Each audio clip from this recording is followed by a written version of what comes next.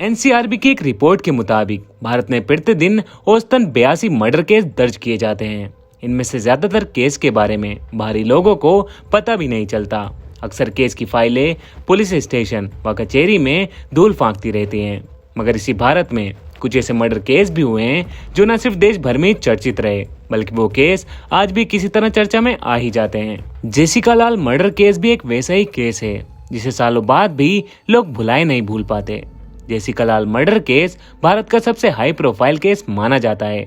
इस murder case के तार भारत के पूर्व राष्ट्रपति के एक रिश्तेदार से लेकर एक सांसद व एक विधायक के बेटे और एक भारत के बड़े क्रिकेटर के पिता के अलावा वह भारत के कई नामचीन हस्तियों से जुड़ता है। तो आखिर इस जेसिका लाल मर्डर केस की पूरी कहानी क्या है? हत्या की क्या वजह थी? हत्या किसने की थी और क्यों इस हत्या के तार इतने लोगों से जुड़े थे? और इस पूरे मामले में कोर्ट का क्या फैसला था? जानते हैं सब कुछ इस वीडियो में। मगर इससे पहले अगर आप हमारे चैनल पर पहली बार आए हैं तो इसे जरूर सब्सक्राइब करें।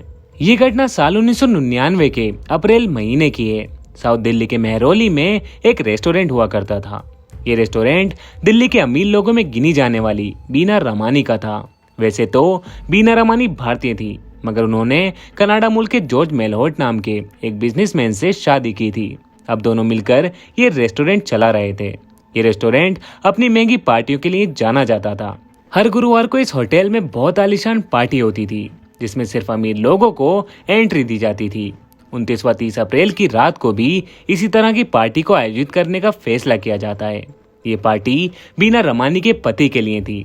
दरअसल जॉर्ज अब भारत छोड़कर कनाडा जा रहे थे, इसलिए इस पार्टी का इंतजाम किया गया था। क्योंकि एक फेयरवेल पार्टी थी तो इसको और खास बनाने का इंतजाम किया जाता है। पार्टी को खास बनाने के लिए आम बार टेंडर्स की बजाय महंगे और खूबसूरत मॉडल्स को बार टेंडर्स रखने का फैसला किया जाता है। बीना रमानी की एक बेटी भी थी जिसका नाम मालिनी रमानी था। मालिनी रमानी भी उन दिनों मॉडलिंग में अपना करियर बनाने की कोशिश कर रही थी। वो इसके अलावा फैशन डिजाइनर भी थी, इस कारण उसकी मॉडल से अच्छी जान पहचान थी। जब रेस्टोरेंट में मॉडल्स को बार टेंडर्स रखने का फैसला होता है तो मालिनी अपनी पहचान का इस्तेमाल करते हुए अपनी कुछ मॉडल दोस्तों से कांटेक्ट करती है और बदले में उनको मोटी रकम देने का ऑफर करती है। मालिनी ने जिन मॉडल से कांटेक्ट किया था उनमें से एक मॉडल का नाम था जेसिका लाल। जेसिका का जन्म 5 जनवरी 1965 को हुआ था। पढ़ाई पूरी करने के बाद बेहद खूबसूरत जेसिका लाल पिछले काफी समय से बतौर मॉडल काम कर रही थी। जेसिका ने भले ज्यादा कामयाबी नहीं पाई थी, फिर भी इनका करियर ठीक ठाक चल रहा था। जब मालिनी जेसिका को ये ऑफर देती है तो वो हाँ कर देती है। अब सब कुछ तय होने के बाद वो 29 अप्रैल 1999 को पार्टी में चली जाती है। इस पार्टी में दिल्ली के कई नामी गिरामी बिजनेसमैन के अलावा कई और नामचीन हस्तियां भाग ले रही थी। पार्टी में सब लोग एंजॉय कर रहे थे। अभी रात के 12:30 बज रहे थे। तभी पार्टी में 4 लड़के एक साथ आते हैं। ये लड़के थे सिद्धार्थ उर्फ मनु शर्मा, विकास यादव, अमरदीप गिल और आलोक खन्ना। मनु शर्मा हरियाणा के बड़े नेताओं में गिने जाने वाले विनोद शर्मा का बेटा था। विनोद शर्मा कई बार एमएलए रह चुके थे। मनु शर्मा के साथ विकास यादव भी कोई मामूली आदमी नहीं था, बल्कि वो यूपी के बाहुबली नेता डीपी यादव का बेटा था। और इसके साथ आलोक खन्ना व अमरदीप गिल भी कोका कोला कंपनी के बड़े अधिकारी थे। ये चारों दोस्त मिलकर दिल्ली की डिफेंस कॉलोनी के एक बड़े से बंगले में पार्टी कर रहे थे। तभी मनु शर्मा को हर गुरुवार को होने वाली पार्टी के बारे में याद आता है और चारों दोस्त उस पार्टी में पहुंच जाते हैं। पार्टी में आते ही मनु शर्मा और उसके दोस्त काफी देर तक नाचते हैं। फिर वो थोड़ी देर बाद शराब के काउंटर पर पहुंचते हैं और वहां खड़ी जेसिका लाल से शराब देने के लिए कहते हैं। इस पर जेसिका कहती है कि शराब खत्म हो चुकी है। इस पर मनु शर्मा 1000 रुपए का नोट निकालता है और जेसिका लाल की तरफ बढ़ाते हुए उससे फिर से शराब की डिमांड करता है। जेसिका एक बार फिर से शराब खत्म होने की बात कहती है। इस बात को मनु शर्मा खुद की इंसल्ट मानता है और वो अपनी पिस्टल निकालकर हवा में 2 फायर करते हुए जेसिका से फिर से शराब मांगता है। जेसिका फिर वही बात बोलती है कि शराब खत्म हो गई है। इस पर मनु शर्मा अपनी पिस्टल से हवा में फायर करने की बजाय सीधे जेसिका पर तान देता है और अगले ही पल गोली चला देता है।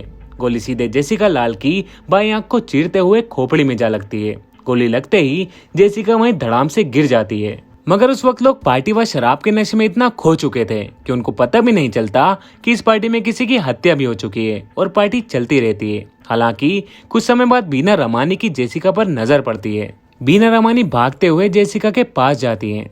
यहाँ बीना रमानी की नजर मनु शर्मा पर पड़ती है और वो उसको देखते ही पूछती हैं कि तुम कौन हो और पार्टी में पिस्टल लेकर क्यों आए हो। और फिर वो तेजी के साथ बाहर की तरफ भागने लगता है।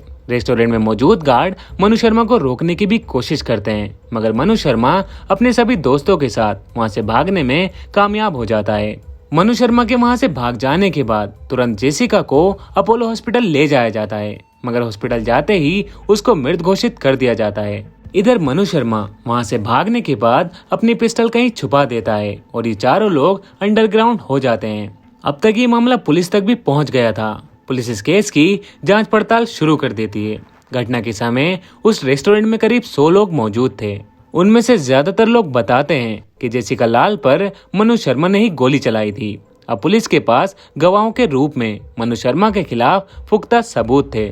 मनु शर्मा अभी तक फरार था, मगर 4 मई 1999 को उसके 2 करीबी दोस्त अमरदीप व आलोक को गिरफ्तार कर लिया जाता है और 6 मई को मनु शर्मा भी चंडीगढ़ में सरेंडर कर देता है। अब आरोपियों को गिरफ्तार करने के बाद 8 मई 1999 को दिल्ली पुलिस इस पार्टी को आयोजित करने वाली बीना रमानी व उसके पति को भी गिरफ्तार कर लेती है।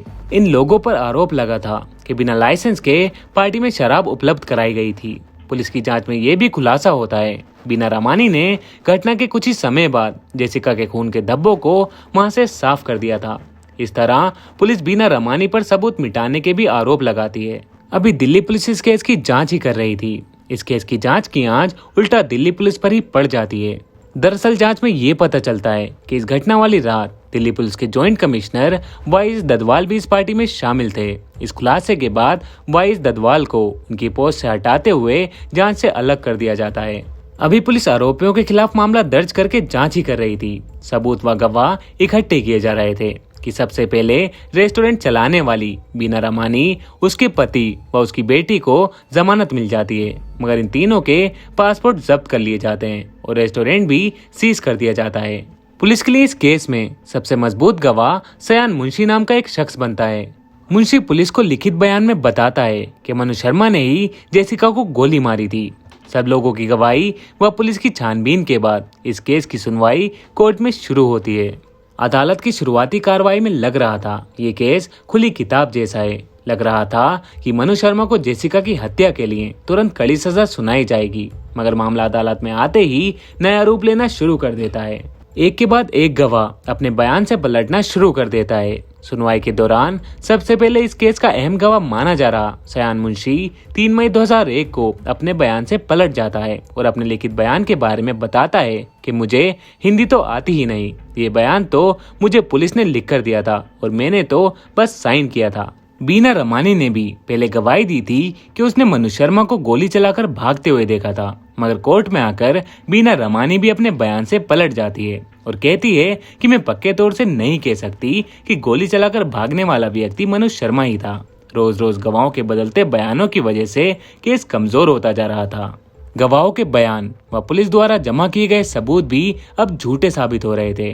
पुलिस ने क्राइम सीन से बरामद खोखे को अहम सबूत बताया था, मगर जब अदालत में सैंपल आए तो पता चला कि पुलिस ने जो खोखे बरामद किए हैं वो अलग अलग बंदूक के थे। इस तरह पहले जो केस साफ मर्डर का केस लग रहा था, अब वो केस पूरी तरह से रहस्यों से भर गया था। इस केस में 19 गवाह अपने बयान से पलट जाते हैं, मगर बीना रमानी की बेटी और उसके पति अपने बयान पर कायम रहते हैं और ये दोनों मनु शर्मा की पहचान जेसिका पर गोली चलाने वाले के रूप में करते हैं, मगर ये 2 गवाह काफी नहीं थे। पुलिस का केस काफी हद तक कमजोर हो चुका था, इसलिए 12 अप्रैल 2005 को दिल्ली हाईकोर्ट से मनु शर्मा को बेल मिल जाती है और वो जेल से बाहर आ जाता है। भले ही आरोपियों को बेल मिली थी, मगर अभी भी उम्मीद थी कि शायद पुलिस कुछ ऐसा निकाल कर लाए जिससे गुनाहगार का गुनाह साबित हो जाए और उन्हें कड़ी से कड़ी सजा मिल सके।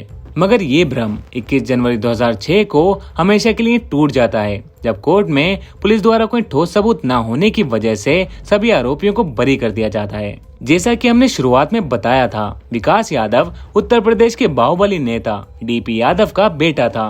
वैसे आपकी जानकारी के लिए बता दें कि इसी विकास यादव ने जेसिका मर्डर केस में बेल पे बाहर आकर हिला देने वाले नितेश कटारिया मर्डर केस को भी अंजाम दिया था। अगर आप नितेश कटारिया केस के बारे में विस्तार से जानना चाहते हैं तो कमेंट बॉक्स में जरूर बताएं, हम आपको इस केस के बारे में भी विस्तार से बताएंगे। फिलहाल जेसिका मर्डर केस पर वापस आते हैं। कोर्ट द्वारा श्याम सुंदर को भी बरी कर दिया जाता है। श्याम सुंदर भारत के पूर्व राष्ट्रपति शंकर दयाल शर्मा के साले थे। आपको शायद यकीन ना हो, मगर जेसिका लाल मर्डर केस में क्रिकेटर युवराज सिंह के पिता योगराज सिंह भी आरोपी बनाए गए थे, मगर कोर्ट ने बाकी के 9 आरोपियों के साथ उनको भी बेगुनाह मानते हुए बरी कर दिया था। जब जेसिका केस के सारे आरोपी बरी कर दिए जाते हैं तो देश भर में विरोध प्रदर्शन शुरू हो जाता है। देश भर में हो रहे जबरदस्त प्रदर्शन की वजह से 24 फरवरी 2006 को दिल्ली हाई कोर्ट पुलिस को एक बार फिर से जांच करने का आदेश देती है। अब तक दिल्ली पुलिस के कई पुराने अधिकारी बदल चुके थे। जब नए अधिकारी इस केस की जांच करते हैं तो खुलासा होता है कि दिल्ली पुलिस ने इस केस में काफी लापरवाही बरती थी। इसी जांच के बाद फाइनली 13 मार्च 2006 को दिल्ली पुलिस हाई कोर्ट में लोअर कोर्ट द्वारा दिए गए फैसले को चुनौती देती है और एक बार फिर से इस केस की सुनवाई दिल्ली हाई कोर्ट में शुरू होती है। इस केस की सुनवाई 25 दिन तक लगातार चलती है। 18 दिसंबर 2006 को फैसला सुनाते हुए निचली अदालत के फैसले को बदल दिया जाता है और इस केस के मुख्य आरोपी मनु शर्मा को उम्र कैद की सजा सुनाई जाती है और उसके साथ ही विकास यादव को 4 साल की सजा सुनाई जाती है। अमरदीप व आलोक को भी दोषी पाया जाता है। आरोपियों को भले ही सजा हो गई हो, मगर इन सब में जेसिका लाल के परिवार ने सब कुछ खो दिया।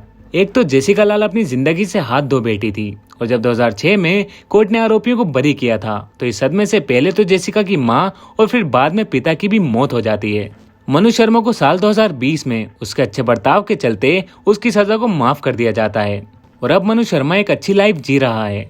तो दोस्तों, ये थी जेसिका लाल मर्डर केस की पूरी कहानी। मैं उम्मीद करता हूँ आपको ये कहानी जरूर पसंद आई होगी। अगर कहानी पसंद आई है तो इसको लाइक और कमेंट्स करके जरूर बताएं और आगे इसी नई कहानियों के लिए आप हमारे चैनल को सब्सक्राइब भी कर सकते हैं।